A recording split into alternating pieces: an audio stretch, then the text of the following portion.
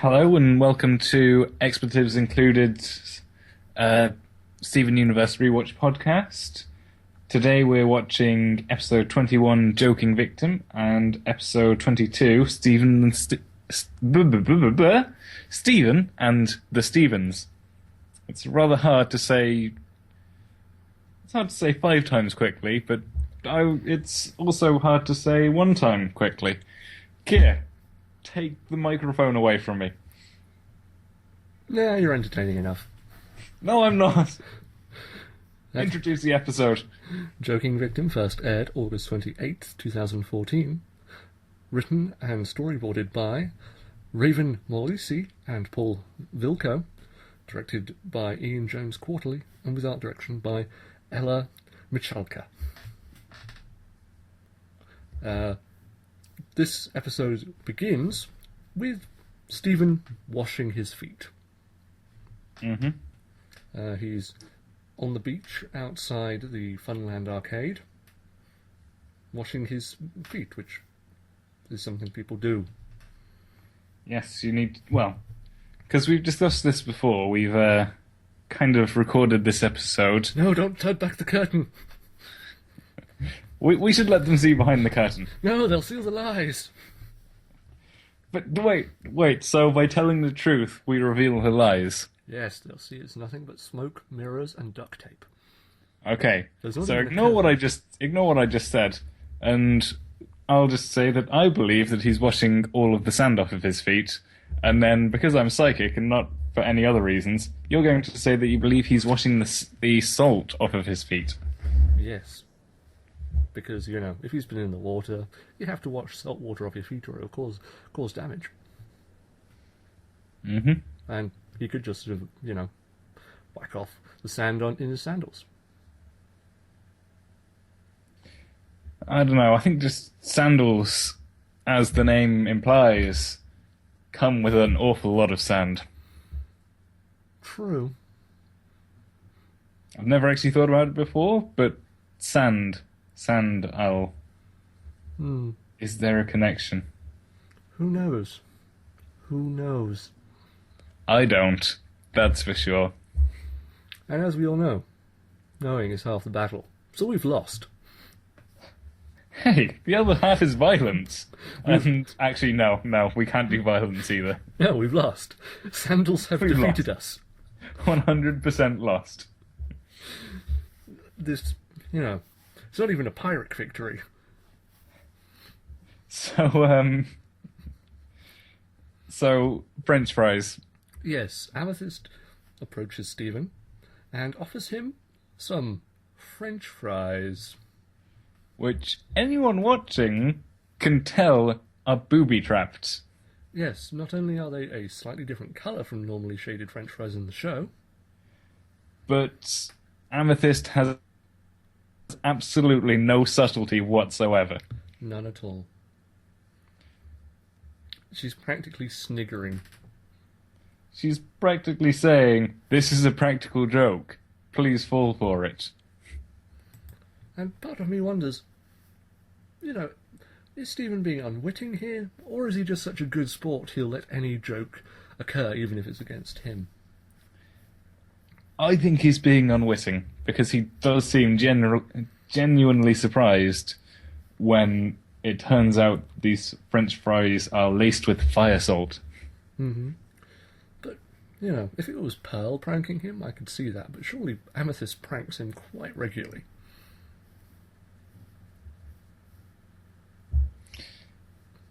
But then there are other times when he's pranked and he doesn't... Well, actually... Remember that one time? It was an episode a while ago. It was the one where Garnet goes missing, I think. And Amethyst tells Stephen that the only way to stop the giant foot is to put his face in the cereal. Which he does. Yes.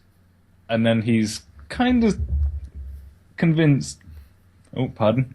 He's kind of convinced that he saved the day from the giant foot, because there's no giant foot. Well, it made sense. There's no destruction. Yeah. It's all logic. But that seems kind of... That's obviously a prank, but he did fall for it, air quotation marks. I think that, based on this past experience, you might be able to say that he does just kind of go along with the jokes because the jokes are worth telling.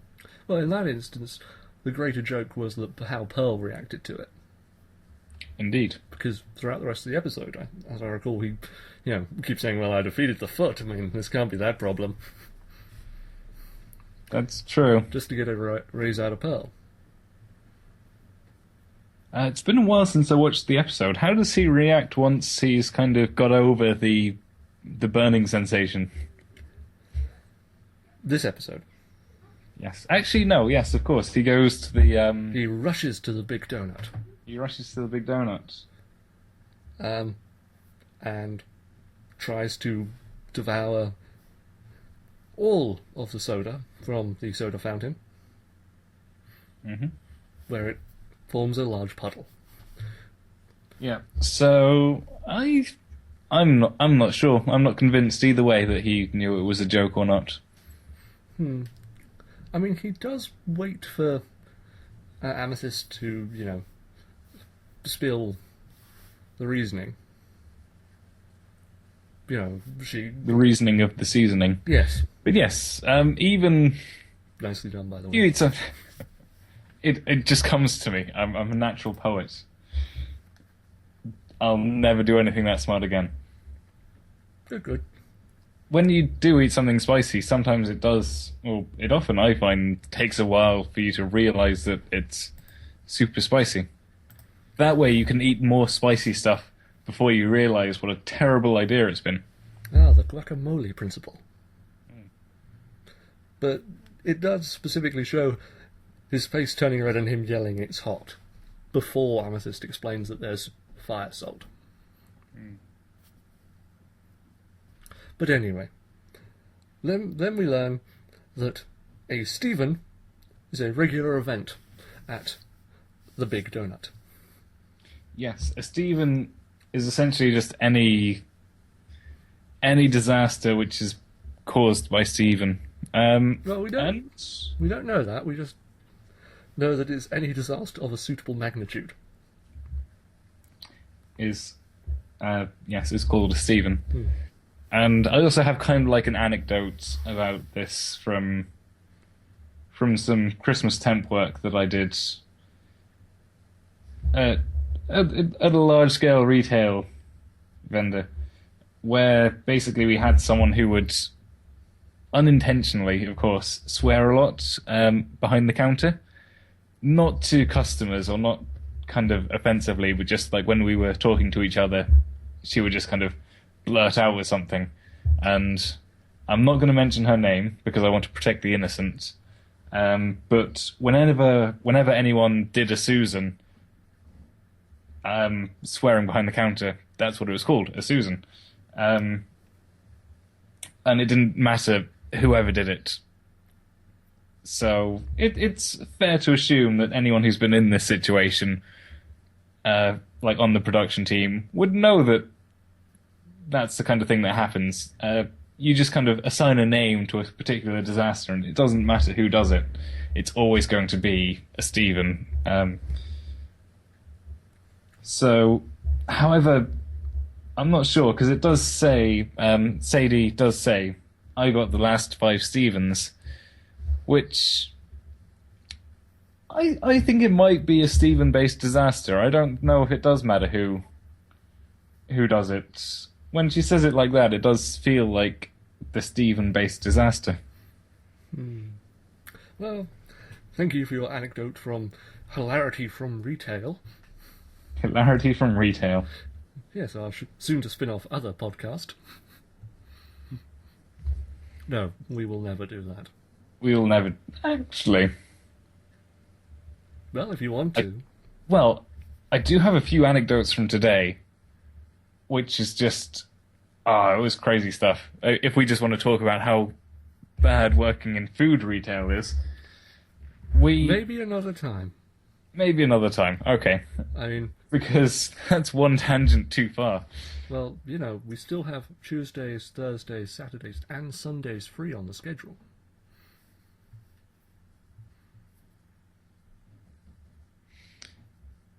Yeah, but working a full-time job and doing all of this, and then doing a podcast just describing how awful my day's been, that might be a bit too heavy a workload for me. Bah, you'll be fine. I'll be fine. I don't need a social life. This is my social life. Exactly. Okay, so Are you going to start crying now? no, I'll leave that for closer to midnight. It just makes more sense. Yeah. Nice tub of ice cream. I need to buy ice cream. You should make your own. Okay, we're going on tangents again. We need to get back to something that we're comfortable with, something which is known, something which is a constant in our lives. Lars is an absolute jerk. Yep. Lars fakes an injury to get out of work. He slips in the puddle of soda. And well, he kind of... I was also going to say, we did actually have quite a lot of progress with Lars. It kind of built up to... I think maybe the last Lars episode, I was actually building to quite liking Lars. He became kind of quite human and likable and just kind of rough exterior, but kind of soft and gooey on the inside. And now he's just gone right back to being a douche. He became slightly less goblinoid, yeah. And now he is just goblinoid. I mean, it's quite clear from this that his general behaviour is a shit goblin. Mm-hmm. So, Lars leaves, and we learn his pet name for Sadie is Player 2. Or P2. Which is essentially Player 2. We all know what it means. Yep, it means you get the shitty controller. Yes. I don't think that's what it means in this situation, but... To our childhoods, that's what it meant. I'm trying to think of a situation where that's not happened. Player 2 always gets the shitty controller. You really do? Well, it's only once you become a collector of consoles that you invest in 2 name-brand controllers. I only ever had the one proper Nintendo controller for my SNES back in the day. I had maybe 4 others that were knockoffs. I think with my SNES, I got one legit controller and one knockoff. And now I do also have like the 2 USB ones for all of my emulators, but... Yeah. So yeah, one actual controller and 3 non-controllers. Yeah. No, even my NES is entirely legit controllers. Were there even knockoff controllers for the NES? There were knockoff games for the NES. There were tons of knockoff games for the NES. There were even knockoff games for the SNES, but, those were harder to come by. Mm. Where you had to put another cartridge on top so it would work. I've got one of those, but that's just for imported games, so if I want to play an American game or a Japanese game. Oh, well, isn't that a converter? Kind of, I guess. It's weird. I kind of have to put in this kind of faux cartridge, put the game that I want to play in the front, and the game which is just like that, my region, in the back. So it reads it as the correct region, but it reads the actual game. It's confusing. It's basically tricking it into thinking that it's playing a proper game. Yeah. Does yours actually work? I've heard there's some trouble with those. I've only really had to use it once, because I accidentally bought Final Fantasy VI rather than Final Fantasy III. But then, like, after the first time I played it, the battery, something happened with Final Fantasy VI, so my save data was corrupted and disappeared. Mm-hmm. And I just kind of thought, oh, I've just spent like 2 hours on this game that I can't read, can't use the magic, can't do anything, and now it's just all been wasted. I cannot be bothered. Fair enough. I'll just see if I can buy the Game Boy Advance version. Yeah. Anyway, back to the episode. We can discuss converters later. Stephen is now deputized as Lars for the day. Yep, because, well, Sadie says that he can go home because she can manage, and he's got a serious back injury. And then he leaves and she realizes that she really can't manage. Which I question. I mean, Sadie's fairly, useful. She is, but in retail, in food retail, just if she needs to, well, you really should always have someone on the shop floor, and if she needs to get like extra change from the safe in the back, or if she needs to replenish the donuts, or if she needs to clean something up like a Steven, which someone might purposefully completely leave all over the floor. Mm-hmm. She needs a second person because the Steven is still there. True.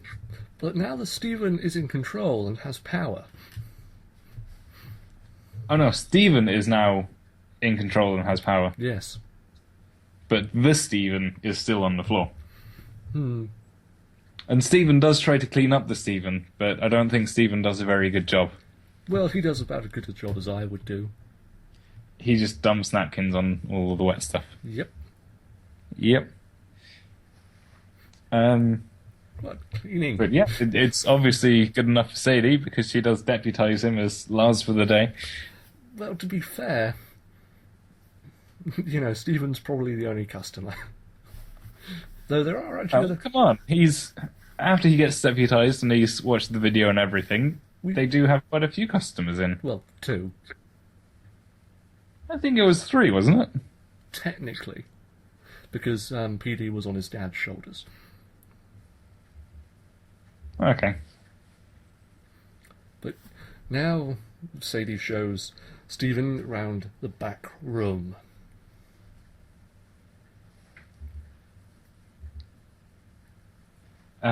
Yes, where just kind of shows him everything, just the spare donuts, like the table and the TV. The old CRT TV, the napkins, the charred remains of a corpse, usual stuff. There's actually a name for it. I've forgotten it again. Yeah, it's the burnout line of a person. From some kind of nuclear disaster or... Well, donut-based disaster. But I think that kind of shadow thing only happens with nuclear kind of levels of kind of heat and radiation. No, it's any kind of high-intensity heat. Yeah, but you're not going to get that kind of high-intensity heat from a conventional oven. Well, depends on the type of donuts they make. Nuclear donuts? Who knows? I've been playing Fallout all day, so maybe. Maybe. Yeah. Though, actually, I just thought of a small plot hole. Mm-hmm. This episode takes place before Rose's room. Sorry, takes place after Rose's room, right? Yeah. Stephen has never seen this room before. Well, does it look like the actual room? Yeah. When he's in Rose's room? Yeah, it does. I think that's a continuity error. Maybe it's just the magic of Rose's room. Maybe. Maybe it has sensors throughout the town. Or at least this surrounding area. You could probably do Under the Sea as well. Though we did question whether it could read a N64 cartridge. That's true. And we don't know. No. But the fact that it was accurate, and not what Stephen would imagine it as, which would be far more Willy Wonka. What? Sorry, I'm just imagining, Stephen and the Donut Factory. With Lars as Willy Wonka. No, it wouldn't be Lars. Who would it be? Oh, no, I think Greg maybe. I think Greg would probably be that role in that scenario. Really? I mean, admittedly, I think he would be better than Lars at it. not Lars's personality, just Lars's look, but in the Willy Wonka costume. That could work, I guess. You know, he's entirely Willy Wonka. He is a bit, yeah. Not Lars's personality, but just in this imagined dream of Stephen's.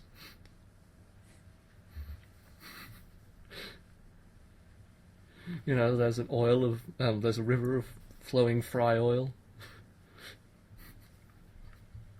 That would be a lot more dangerous than the river of chocolate. Yes, but would it be more horrifying than the boat ride?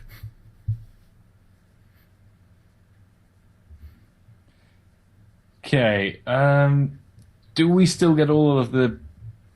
Do we still get the soliloquy, the monologue, whatever? Of course. And do we still get all of the imagery? Because if you're kind of... Yeah, let's go on this horrifying journey down this horror tunnel. Mm-hmm. By the way, the water is chocolate, nice. Or would you rather have the same experience, but the river is boiling oil and will kill you if you drop into it? I think... I don't know how the imagery would go. But yes, I to be honest, that's sort of top-level horror. Mm.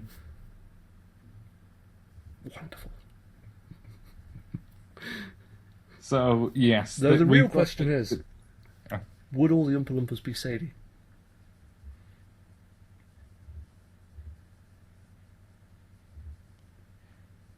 Okay, back to the episode. She's Stephen Height. She's tiny. It's time for the training video. Oh, yes. With the hip hop and the hibbity hop. Yes, both of those things. Mr. Smiley being awesome. Yes, Mr. Smiley used to be a real-life pop singer. Come actor. Can you remember how the music goes? Is it... Donuts. Donuts at the big donuts. Get your donuts now. Donuts, donuts, donuts. Yes, it's very catchy.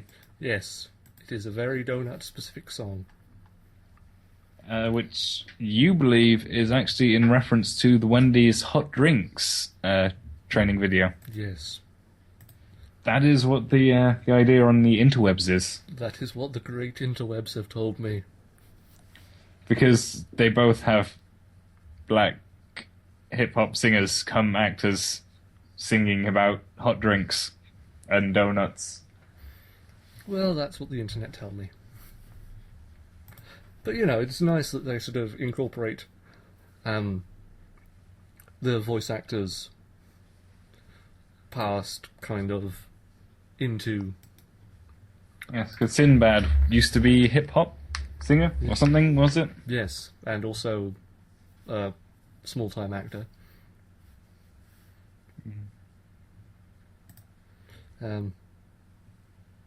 Yes, he did. I did see a movie that he was in once. It was awful. That's a shame. Yeah, he was a genie, and it was all wacky.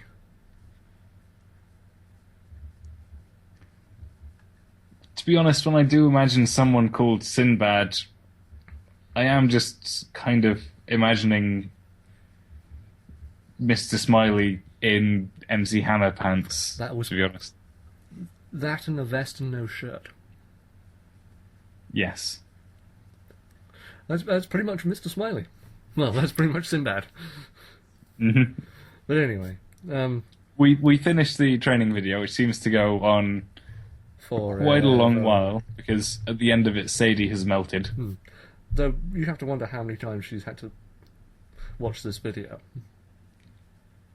Probably a few. I mean, isn't sort of a light disciplinary action in these kind of things having to watch their video again? I'm not sure. I don't think anyone. Going back to my experience as like Christmas temp, big retail season, there was someone who kind of made a few mistakes that were kind of highlighted in the video. Mm-hmm.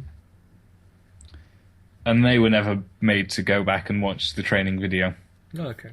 Because I don't think anyone was. We just kind of like watched it once as an induction, and then it was just kind of ignored. It's like, and we will never speak of this again. It's like, watch it. It's hilarious. It might have some useful information on it. Very little. We don't care. Move on. Move along now. We're only showing this to you because we have to. If you want, you can play Magic the Gathering in the back. Don't worry. There were actually a few Magic the Gathering players, but no, that never happened. Well, it was Christmas, man. We didn't have time. It was like, no, but jolly. Yeah. Also, this is actually a plot point. Stephen finds the location of a VHS player. Interessant. Does that mean we get a mystery VHS later in the series? Yes, we do.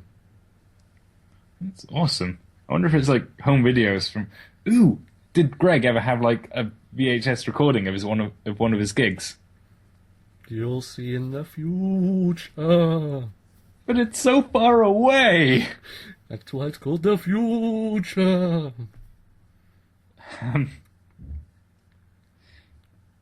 So yeah, Stephen is fully inducted. He knows what he has to do as a Big Donut employee. Yeah. Someone sucking on a donut. You take both hands below the diaphragm and squeeze. That's completely not what the song is. No. I mean, I could give you the lyrics if you want to sing them.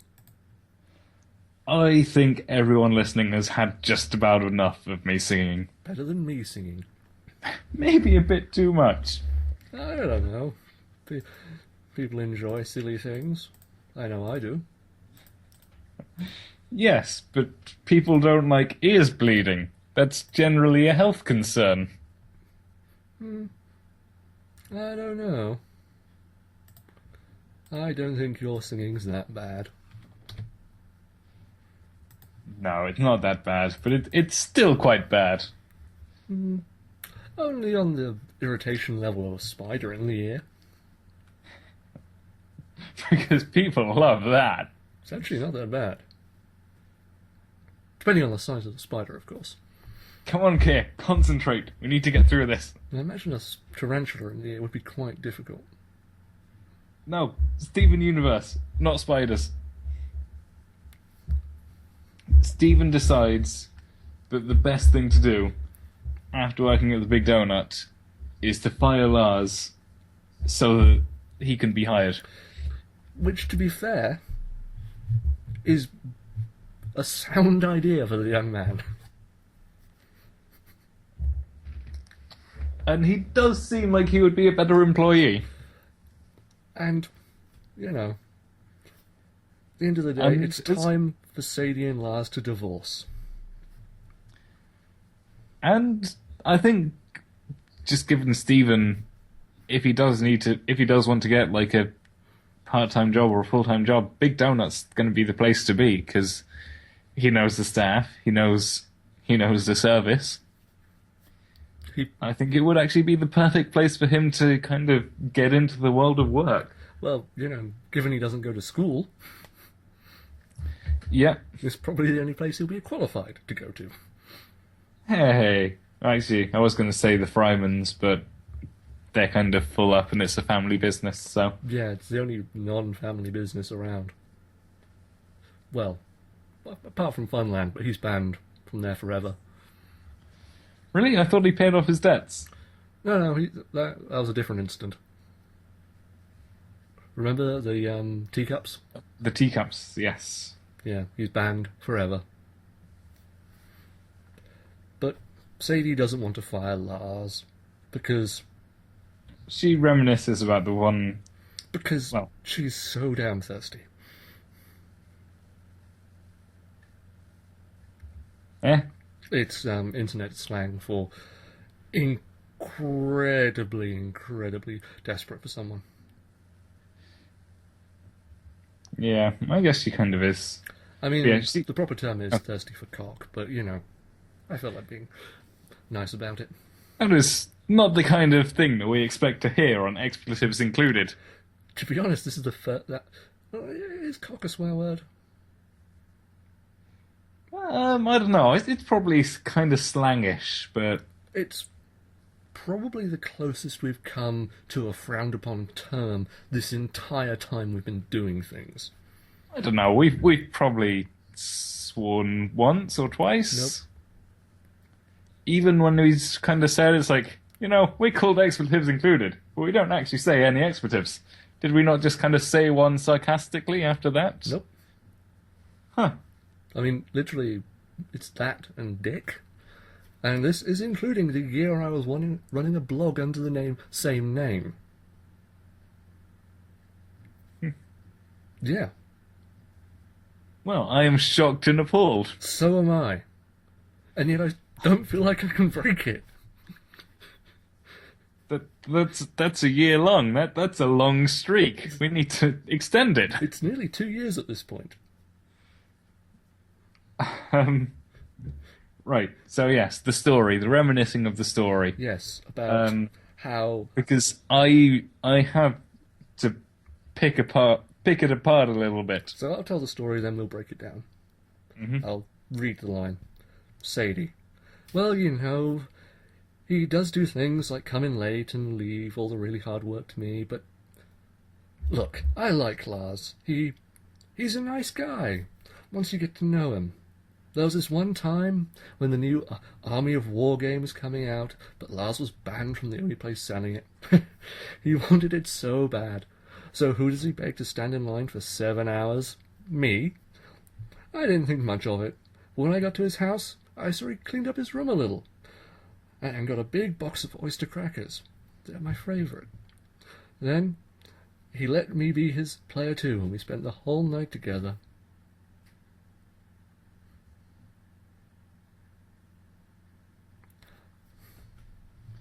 So yes, that's the full story. Well, there's a bit more dialogue, but basically, yes. So yeah, she stays up for 7 hours waiting in line. Is it kind of assumed that they're in Beach City? Well, we've never seen a video game establishment in Beach City. We haven't, no, but I can't imagine them going kind of far afield. Well, there is another town over, I assume. But still, 7 hours. That sounds... If she's going to wait in line for 7 hours, it probably sounds like it's going to be a midnight release. So she kind of bought the game At midnight. Yeah. And then took it over to Lars's, and then they stayed up for the rest of the night. Yeah, they spent the whole night together. And in 7 hours that she was waiting, he could only tidy his room up a little. Yeah. Because tidying the room up a little, that's just kind of moving a few things around, putting clothes in the linen basket. Moving them off the very handy chair.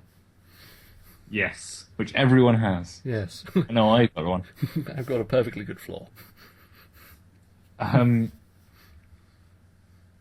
He could have cleaned his entire house in 7 hours and bought the oyster crackers. I mean, to be honest, 7-hour wait, that's fancy home-cooked dinner territory. But as the end line intimates, there might have been a bit more than video games. However, more things to pick apart. Lars was conveniently banned from this store. Yeah. Because basically retail establishments, I think, or at least maybe I've just nodded. I don't live in a city, so maybe I've not experienced this, but it's kind of hard to get banned from a place where, well, if your main function is to sell stuff to people, you don't want to say that the people who want to buy your things can never enter your shop. I do believe you have to do something incredibly obnoxious to get banned.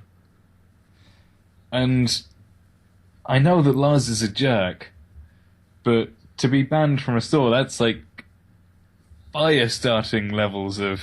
Basically, you have to assault a member of staff. And Lars is weak as... He's weak. He's tiny and weak. He can't even open a jar of pickles.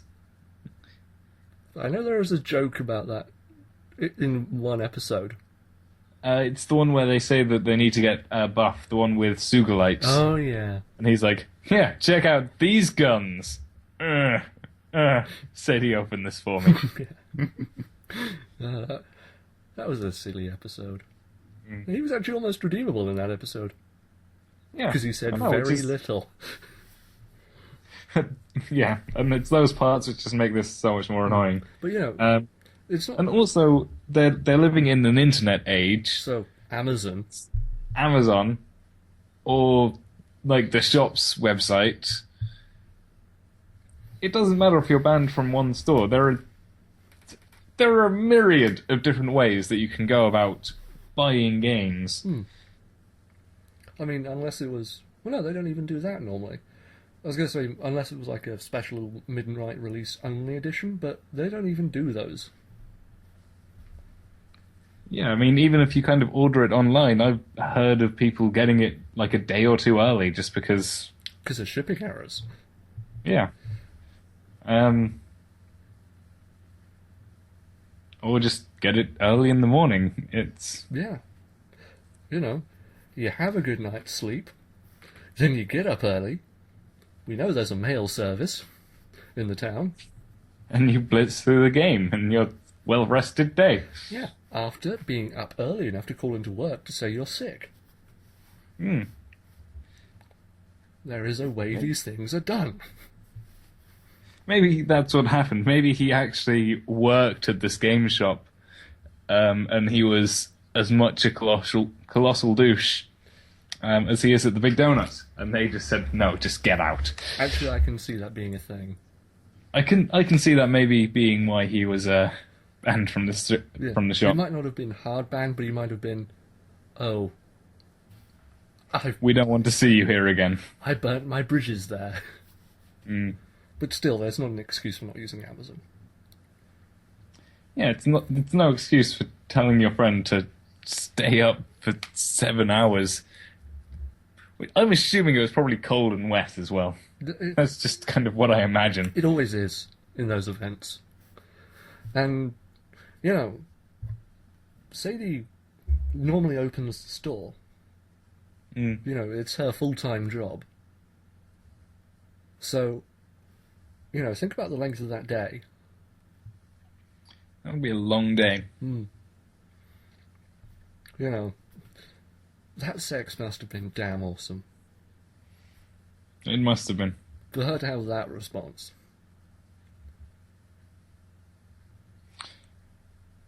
Oh yes, the extra bit on the end of the story. Stephen's naivete. He assumes it must have been a really great video game. And then Sadie looks particularly awkward. I'd say sheepish. That would be a good adjective to describe how she looked. Yes, everyone knows the randiness of the sheep. Wait, no, that's not what that adjective means. No, not at all. And then Stephen suggests doing something nice for Lars. Because he's hurt, he's in pain.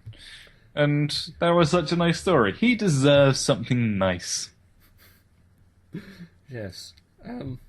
So, you know, this must be after the store's closed. We should go to Lars's house. Stephen is singing the donut song. Because it's a catchy song. Donuts. Well, you see, he's not really singing the song because the song had lots of lyrics.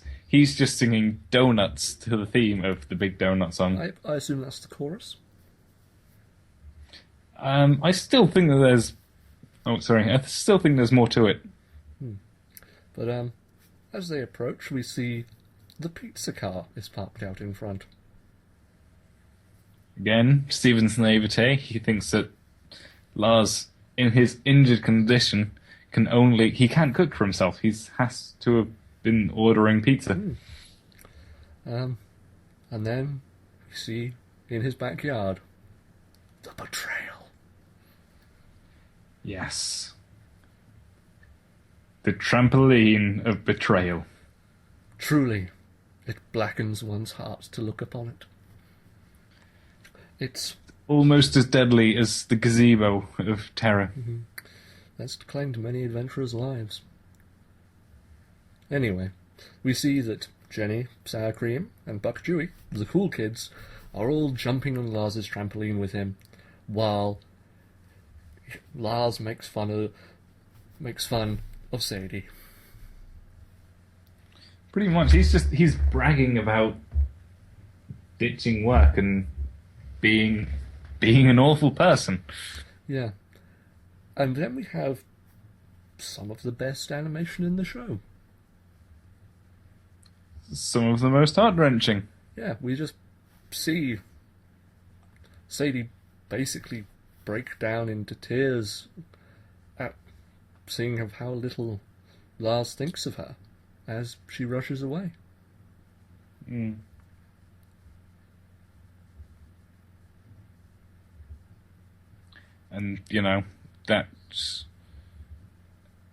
that sadness turns to anger. Yeah, as Stephen says, who needs Lars? We can handle the big donut. And she kind of says, he's burnt me before. And that she'd like to burn him back.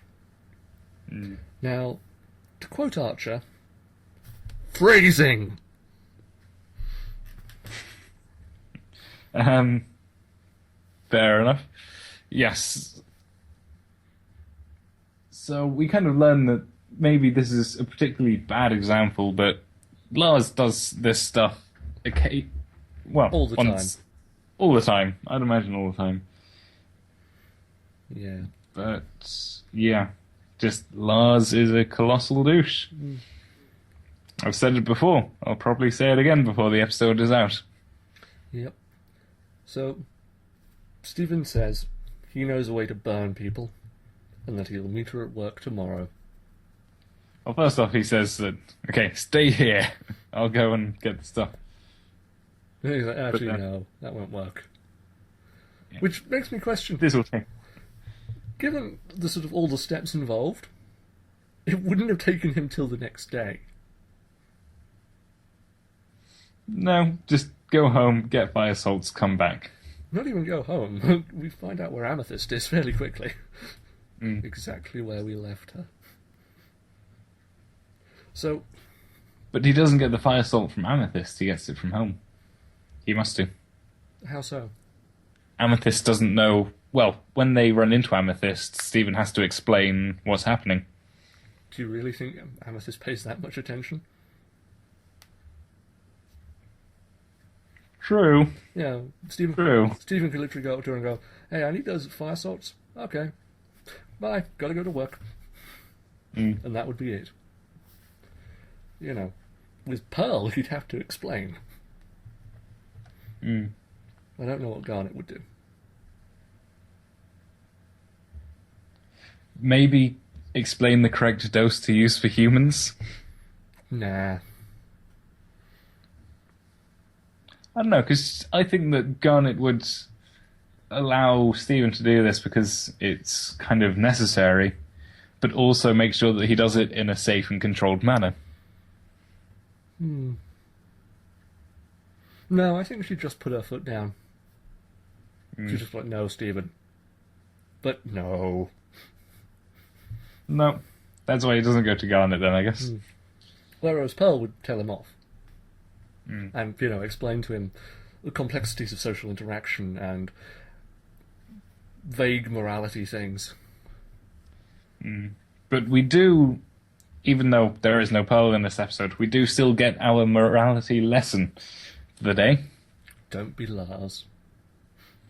No, that's just a life lesson. This is actually a lesson of morality, where basically Sadie asks Stephen, well, Lars hurt me, what would it make me if I hurt him back? Yes. And A hero. which does present many interesting moral quandaries. When you're raised fighting bad guys and looking up to people who fight bad guys and they're heroes, then that was just me shrugging. It's like, what are you gonna do? Yeah. That's what's gonna happen. Yeah, Stephen really does live in an environment where might makes right. Yeah. And we do actually get hints in the deep lore that actually shit be dark. But so Lars comes in, groaning with pain. Which we know to be which we know to be rubbish. Yes. And on seeing this, after her initial misconceptions, Sadie dumps the entire dose of fire salts onto a donut. Which Stephen just kind of, I think, do his eyes widen at this, or in kind of glee at the potential pranking that's to become yes, I believe this is about to unfold. I believe so, but the dialogue here is pretty nice, because Sadie is just ice cold. Yes. She's not that much more subtle than Garnet at the beginning of the episode. Amethyst. That's what I meant. Amethyst. You really can't tell your rock moms apart. I don't do names. It's sort of just ice thin. It's just, hello there, Lars. It's good to see you again. Enjoy this donut. It is most... With a nice Chianti. It is most healthful. And then we find out that one of the side effects of fire salts, other than extreme heat, is the ability to breathe fire. Which could just be cartoonish, hyperbolic stuff. Within a self-consistent universe? Yes. I think that the metaphorical flames would totally be hot enough to melt Mayor Dewey's ice cream statue. And thingy. set wood alight? Yes. Yes, it could. So you're saying metaphors can burn steel? That is exactly what I'm saying. Very well. So Lars goes on a fire-breathing rampage, like a tiny, annoying Gojira. And that is the best possible comparison one could make to Lars. A tiny, weak, rampaging Gojira. Yes.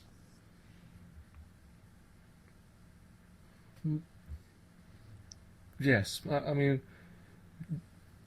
Godzilla Jr., while more annoying, is more likable than Lars. Anyway, so in his rampage, we once again see the statue of Mayor Dewey, the sweet, sweet golden statue.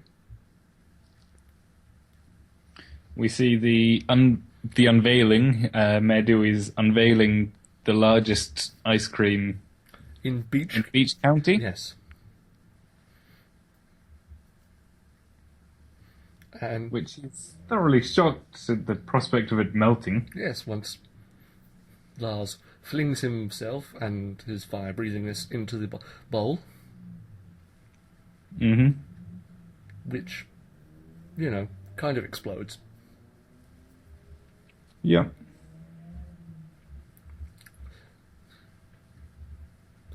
And to which Mayor Dewey is shocked that ice cream could melt. Yes, he did not see that coming. He did He not. even pulls up his, I don't know, PR guy? I assume it's his assistant, Gary. His assistant. To complain about the fact that this melted and no one told him. No one told him it would be a possibility. Mm. Then we get to the boardwalk outside the Funland arcade, Yep. where Amethyst still is. Yep. Now she's still eating fries. So has she left to pick up more? With Amethyst, there is no knowing. Because, day old, cold, soggy fries are a lot better than 5-month or 5-year-old tuna taco thingy. The tuna burrito. Tuna burrito. Tuna burrito, yes. And this is where it's explained to Amethyst what's happening, because she thinks it's awesome that the donut guy is breathing fire. Yep. Kind of is. He's also in pain. That's also awesome. Yes. Yes, it is. So Stephen explains the situation, and then Lars kind of assumes that it's all Stephen's fault and tries to kill Stephen. But, Sadie mans up and confronts him. And I suppose then mans up not's the right term, but still. And then we get a wonderful little line. After all I do for you, you lie to me. You sneak off with some other girl. And some other boys. To which Stephen appends. So, it's nice to see how little Stephen understands. I mean, he's even said that they're married. Do you think he really understands what what a marriage entails?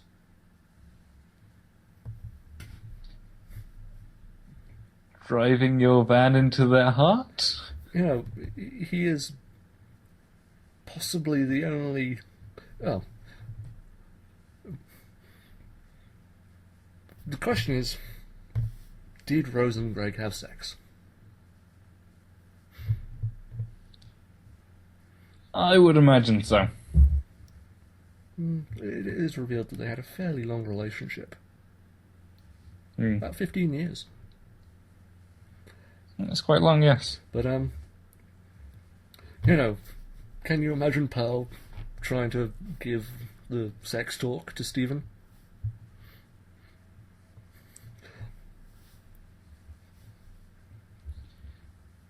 No. Maybe. Possibly. I imagine it would go down exactly like when they try to explain to him how to summon his gem weapon. They would all give completely backwards explanations, and Stephen by the end of it would just be, I still have no idea what's going on. So when a genderless piece of space rock and a squishy human person fall in love... When a man loves an interspatial rock thing. It's a beautiful thing. A magic space gem was driven into my heart. So they kind of have their... They have their moment. discussions. Sadie has their moment. Stephen, using the eternal wisdom of Mr. Smiley's rap video, basically gives Mars the Heimlich maneuver. And he coughs up the inflamed donut.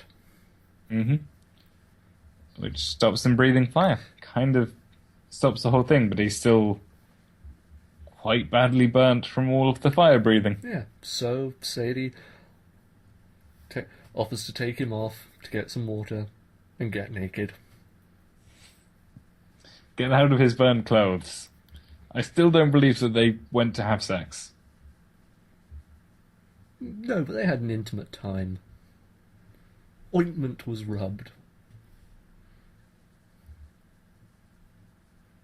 Maybe. And then Amethyst decides that they're a great team. She did nothing whatsoever. The end. Lars and Sadie should get a divorce. Yeah, but then, who would be subjected to Lars? The cool kids who he loves so much could keep him. No, their fickle love would leave him in the dirt and he'd come crawling to Stephen. But Stephen would not take him back. Oh. Stephen would. Stephen would. Stephen loves everyone. So what did you think of this episode? I quite enjoyed it. It's rather fun. And it's got lots of Sadie, who is... Actually, no. Who is a very good human character. Sadie is best I was going to say human. I was going to say that. I was going to say Sadie is best human, but I actually think that Connie is best human. Really? Yeah. Would have thought you would have gone for Greg.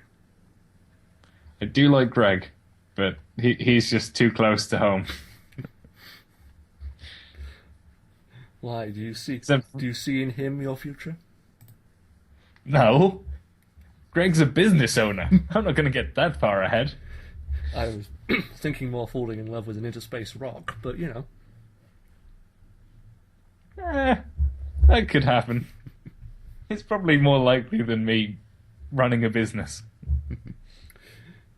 Well, it's never said that he runs it well. Well, he's kept it going for a long time. Well, we don't know that.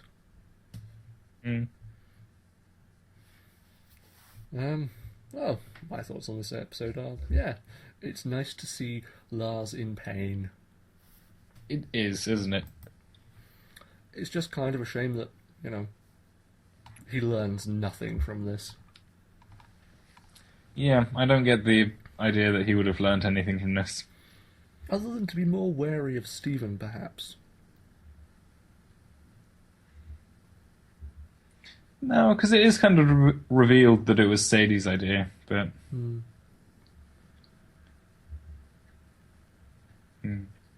Because does he apologise? He says he wants to help clean up, but I don't think he apologises. I imagine that happened when the ointment was being rubbed. I'm not so sure. Well, there's a very good Lars and Sadie episode coming up. And I might finally get to see why Sadie is the Amazon warrioress. Yes, with her fish murdering skills. But yes, the Tumblrites seem to believe that she's an Amazonian warrior, so that will be interesting to see. So let's move on to episode 22. Stephen. Which we should get through a bit quicker. Carry on. There's slightly less to say in that episode. Anyway, Stephen and the Stevens. First aired September 4th, 2014. Written and storyboarded by Joe Johnson and Jeff Liu, with the same directing team as previous. So, this episode begins under the sea. Everything's better down where it was. I'm sorry. I said I would stop singing. I sang again, and now I'm singing again. It's fine. It's fine. It's fine. Just move on. We can have a variety hour if you want. No, it's fine. Carry on. Well, we're down where it's wetter. Yes, in the sea shrine. The gems being masters of naming things. Yes, we've had the heaven temple, was it? The earth temple? I think it was the lava temple. The lava temple? The lunar sea spire. That was the moon spire and the sea. Yeah, where else was there? Of course, there's their home, the temple. The triangle thing never had a name. So yeah. Oh, they're good at naming things. Oh, and also the entire northern hemisphere. That very exact locale. So, we're in the sea shrine, where the hourglass is kept. A magical device of extraordinary time-related powers. Mm-hmm. And it is filled... Unexplained. Which is filled with many an hourglass. Just to kind of throw people off the scent. They can only... Well, this is kind of an episode where we're reminded of the cardinal rule: don't touch the ancient gem artifacts. Yes. Because what Amethyst immediately does is touch the ancient gem artifact. Well, they each say which one they think is the hourglass. First, Stephen thinks it's the smallest one. Pearl... Because it's the cutest. Pearl thinks it's the most beautiful. Garnet... The most elegant. Garnet thinks it's the largest one. And Amethyst thinks it's the weirdest one. I wonder how they came to those conclusions. It's almost as if it reflects their personality. Almost. So, Amethyst basically just grabs her, and we quickly realise she chose poorly. It's one of them deals. Yeah, she picks up the wrong hourglass, and suddenly water starts pouring in from the ceiling. Kind of makes me wonder, sort of I've been reading a lot of Discworld of late.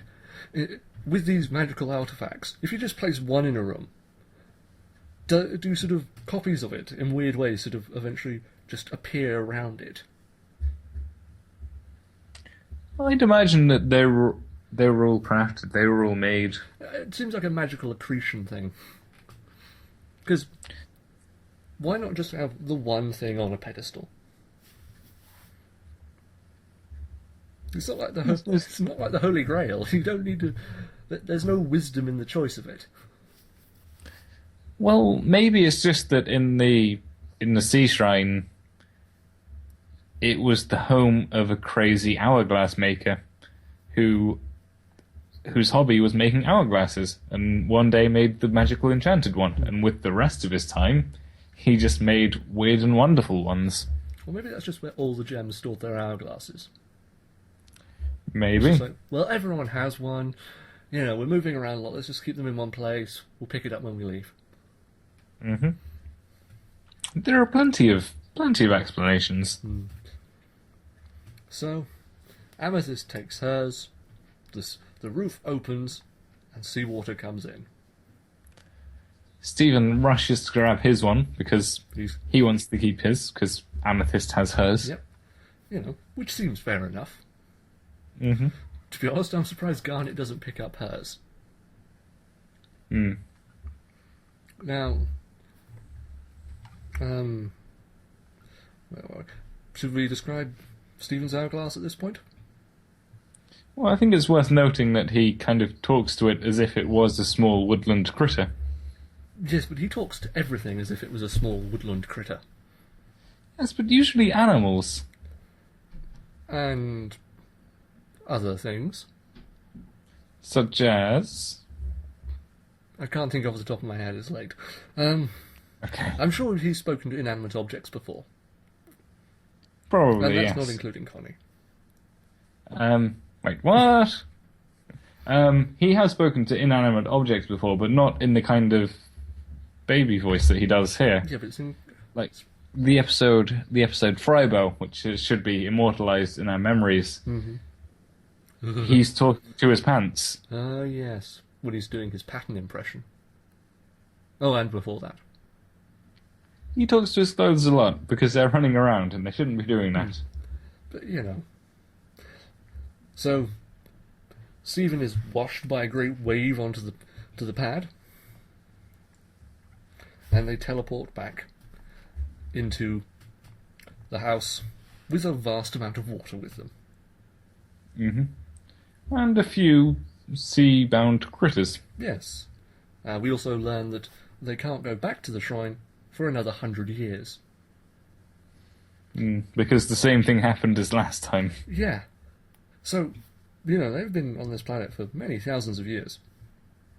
Now, if they've been going every 100 years or so and just keep making the mistake time and time again. I'm not sure, because, well,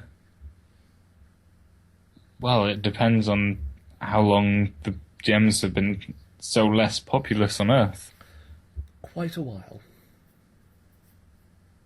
So maybe? I mean, maybe that's why, Amethyst just grabbed hers and took it with her. Maybe she's hoping to remove all of them until it's the right one. Maybe.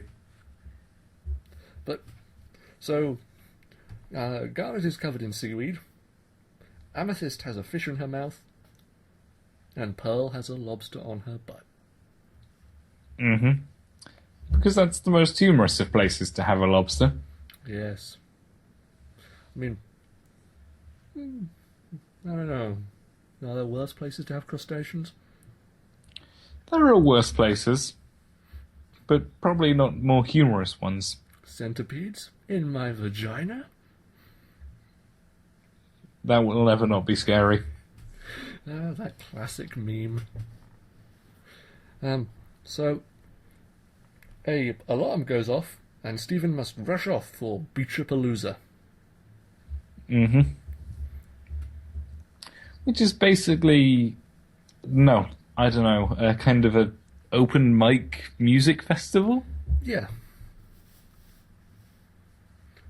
It's a local music festival.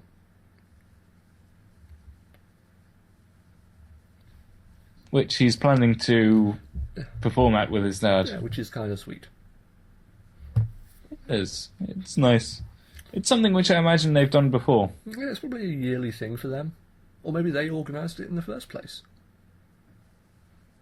That's true. And then... It does seem like kind of a Greg thing to do. Yeah, and then it's kind of been taken over by the town. So, Stephen rushes off on his new scooter, apparently, to go down to the car wash. And we see that a boat is stuck in the car wash. A boat belonging to Onion's dad, Yellowtail. who speaks funny. Yes, he speaks his own language. Which is unusual. So, Greg can't make the concert. And in response, Stephen wishes that he could stop the boat reversing into the car wash, kind of destroying everything. Yep. And due to magic, he does. He does. He did indeed choose wisely. Yes. Let us describe the hourglass at this point. It's kind of a small sphere. A small sphere? A small sphere. Again, a difficult thing to say 5 times quickly. Yes. A small sphere with an hourglass inside it and a gold band around it. Now, those who've seen the show will actually recognise this prop from the pilot episode, where a same designed device was used to less effect. Yes, the original one was a less powerful artifact because you could only choose one set purpose for the time travel.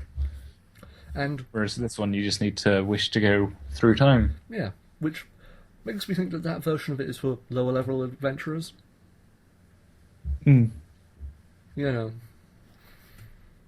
Actually, I might throw that into a campaign one day. Which one, sorry? The one which only has one purpose? Yeah, or? It locks into sort of where you can... The first thing you sort of, I wish I hadn't, it'll transport you to the last time you had that. Or the last time you had an opportunity for that. Okay. That'd be a pretty cool adventure hook, actually. Yes, it would be. Anyway. Stephen transports himself back in time and informs his father that the boat is fat. Well, he tries to, but really he just says fat, fat, fat, fat. Yeah. Because, that's the effective way of doing things. Yeah, yelling at them. And this causes even more damage. due to a series of events, basically the car wash explodes. Which is never good. So he wishes he could go back and stop himself from telling his dad. Yes. Or he wishes to go back in time to stop himself from stopping his dad. Yes, sorry. And now there's two of him. And we've created a paradox. Yes. And then, the obvious thing to do when you have reality-bending powers. Reality-bending powers, in need of a band, and your only bandmate has just dropped out. There is only one thing that you can do. Time travel party. Obviously, Stephen has just got through watching Bill and Ted. True, time travel was the solution to their band-related problems. Let's see. Yep, they go through time to get their bandmates, The babes. the babes, and also don't they have other people through time to help them with the Oh, band? no, that's for a history report.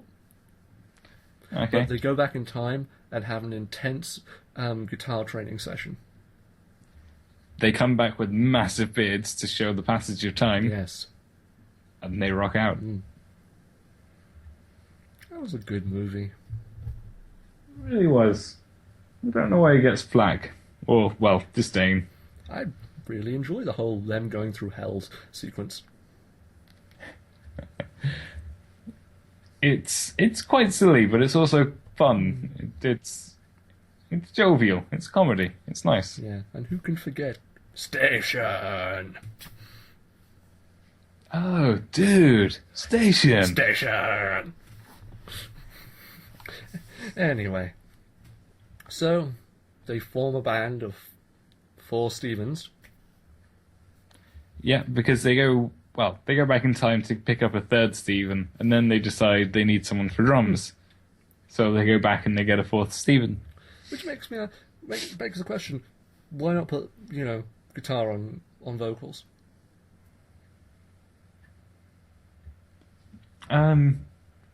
I think maybe just because Stephen is young, he's not adept at playing an instrument and singing the song as well. He can play 3 instruments and sing quite well. 3 instruments? Guitar, bass, drums. Oh, not at the same time. Not at once, but, he's adept enough to be able to play them competently enough. I suppose. So he is a decent music savant, enthusiast. Musician? That's the word. Have a cookie. Keir, you're so smart. Yes, I am. Yes, I am. And used to being up this late in the evening. It's not even evening yet. It's not quarter to midnight. It's 11:15.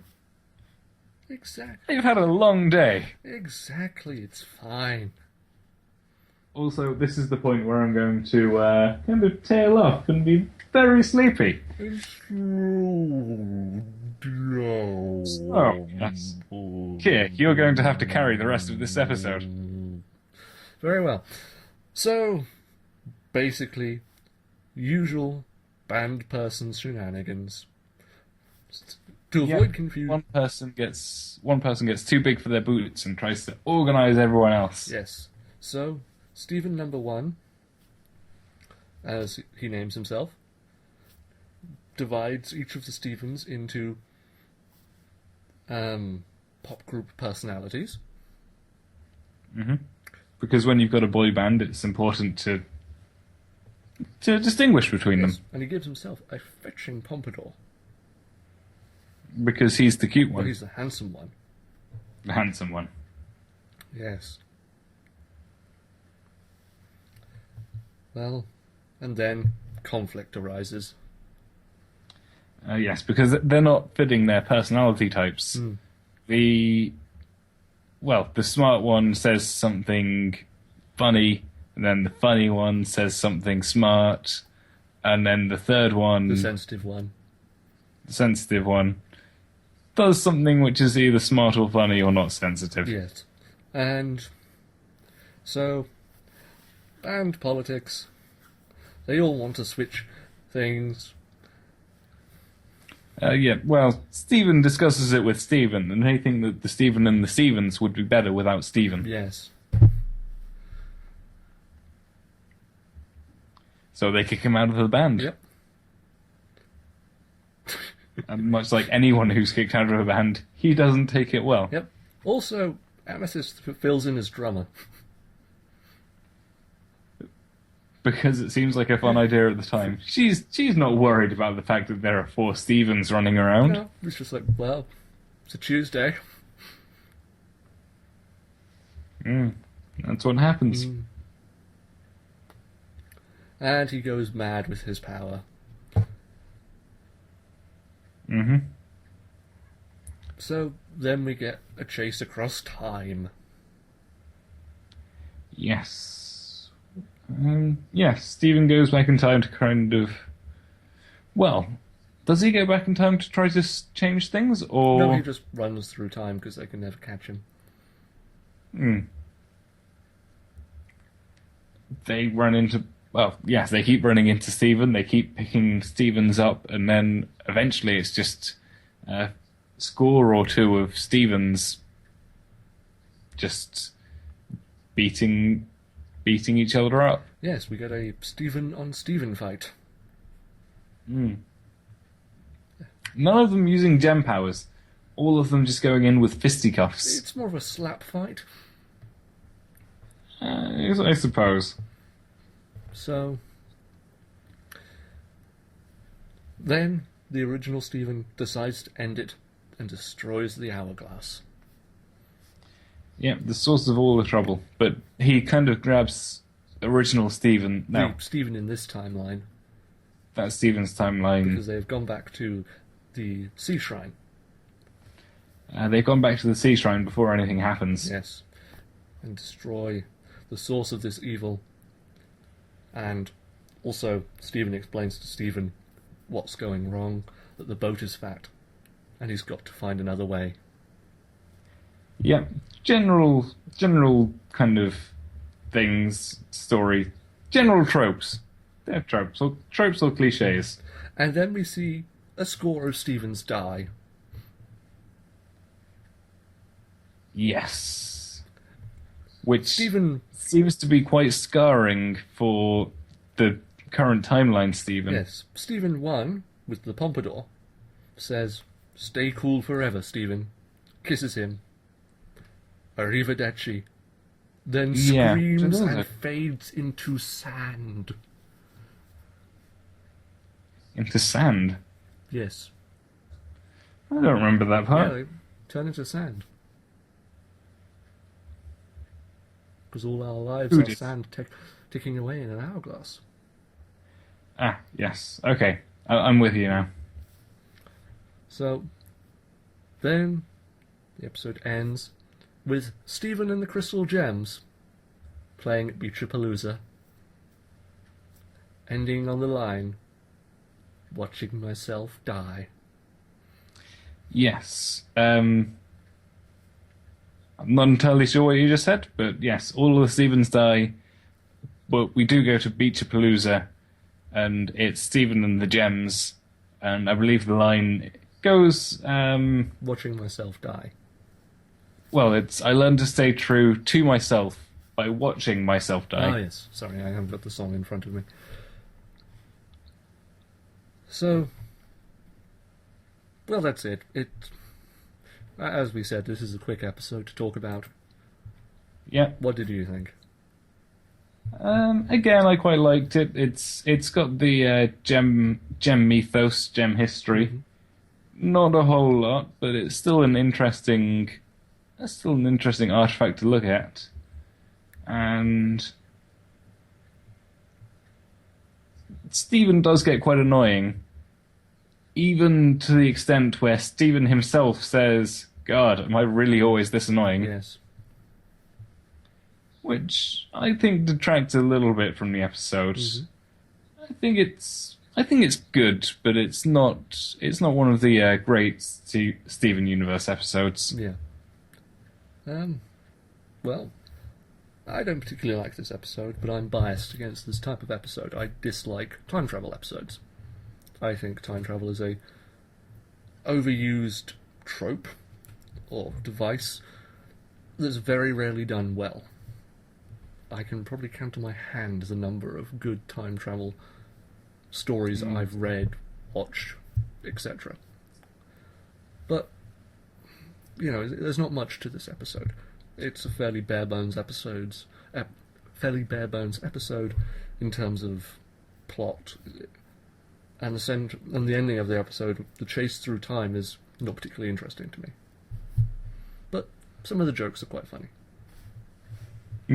Yeah. So it kind of makes up in humour what it loses in construction for me. In the overarching plot, yes. So I think that about wraps it up. Mm-hmm. Talk us out, Dan. Okay, thank you for listening to our podcast. I can't remember what we say, so we've looked today at episode 21, Joking Victim. We've looked at 22, Stephen and the Stevens.